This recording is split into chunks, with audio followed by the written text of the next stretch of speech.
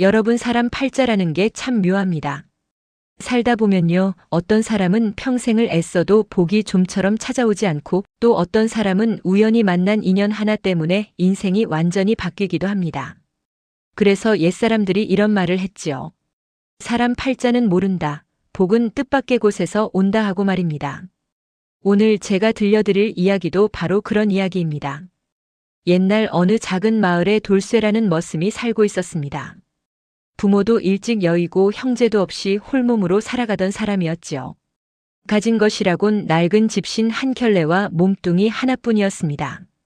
그래도 사람은 참 착했습니다. 욕심이 없고 말수도 적어서 시키는 일은 묵묵히 해내는 그런 사람이었지요.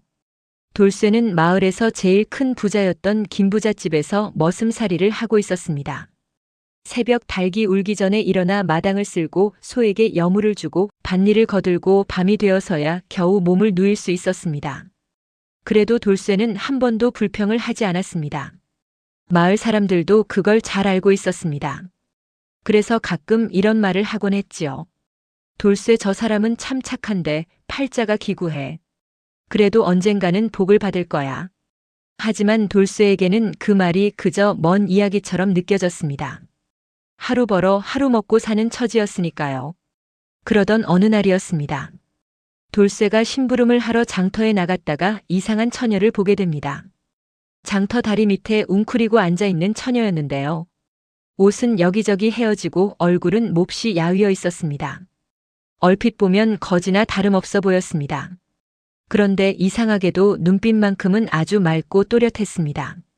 사람들이 지나가며 말을 걸어도 처녀는 아무 대답을 하지 않았습니다. 그래서 장터 사람들은 수군거렸습니다. 벙어리인가 보네. 쯧쯧, 어디서 흘러들어온 처녀일까. 다들 안타깝다고 말은 했지만 누구 하나 가까이 다가가지는 않았습니다.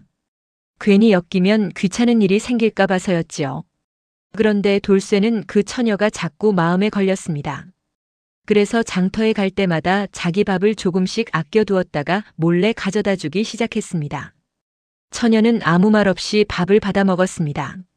그리고 고개를 살짝 숙였습니다.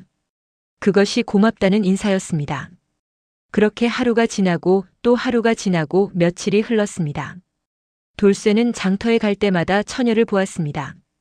비가 오는 날에도 그 자리에 있었고 바람이 거세게 부는 날에도 여전히 다리 밑에 웅크리고 있었습니다. 어느 날은 장터가 끝난 뒤에도 처녀가 그대로 앉아 있는 걸 보게 되었습니다. 밤이 되면 그 다리 밑에서 그냥 잠을 자고 있었던 것입니다. 그 모습을 본 돌쇠의 마음이 무겁게 내려앉았습니다. 저러다 겨울이 오면 큰일 나겠다. 그 생각이 머릿속에서 떠나질 않았습니다. 며칠을 고민하던 돌쇠는 결국 큰 결심을 하게 됩니다. 어느 날 저녁 일을 마치고 김부자를 찾아가 무릎을 꿇었습니다. 어르신, 부탁이 하나 있습니다. 김부자는 깜짝 놀랐습니다. 돌쇠는 평소 부탁 같은 걸 하는 사람이 아니었기 때문입니다. 돌쇠야, 무슨 일이냐?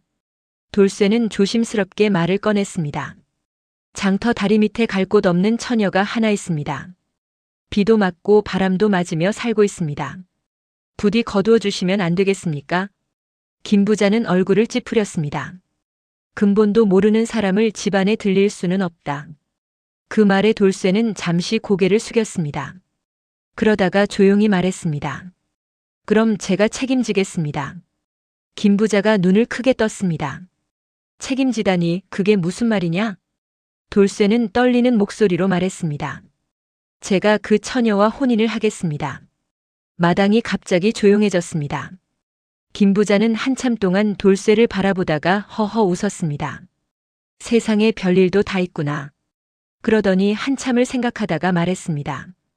뒤뜰에 낡은 광 하나가 있으니 거기서 살 거라. 대신 알아서 살아야 한다. 돌쇠는 몇 번이나 큰절을 올렸습니다. 그리고는 장터로 달려갔습니다. 처녀는 여전히 다리 밑에 앉아 있었습니다. 돌쇠는 숨을 고르며 말했습니다. 좋은 집은 아닙니다. 낡은 광입니다. 그래도 비바람은 피할 수 있습니다. 저와 함께 가시겠습니까? 처녀는 한참 동안 돌쇠를 바라보았습니다. 그리고 천천히 고개를 끄덕였습니다. 그렇게 두 사람의 인연이 시작되었습니다. 돌쇠는 광의 지붕을 고치고 벽틈을 막았습니다. 밤마다 짚을 모아 바닥을 깔았습니다. 처녀는 말은 못했지만 손이 아주 부지런했습니다. 마당을 쓸고 물을 길어오고 작은 텃밭을 일구기 시작했습니다. 처음에는 볼품없는 광이었지만 시간이 지나자 제법 사람 사는 집처럼 변해갔습니다. 돌쇠는 처녀에게 이름을 지어주었습니다. 복희라고 부르겠습니다. 우리 집에 복을 가져다 주라는 뜻입니다.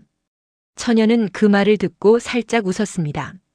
마을 사람들은 이 소식을 듣고 수군거리기 시작했습니다.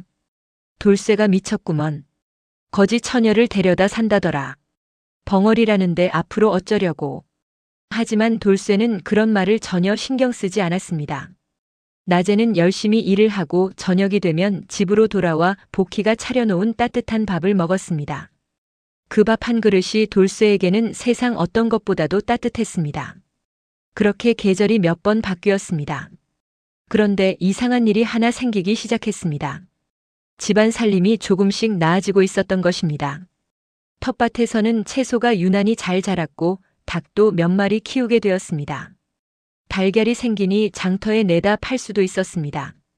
돌쇠는 태어나 처음으로 우리 집이라는 것을 느끼게 되었습니다. 하지만 그 모습을 못마땅하게 보는 사람이 있었습니다. 바로 김부잣집 곳간을 관리하던 마서방이었습니다. 마서방은 평소 권세를 부리기로 유명한 사람이었습니다. 그는 돌쇠가 괜히 눈의 가시처럼 느껴졌습니다. 그래서 일부러 가장 힘든 일을 시켰습니다.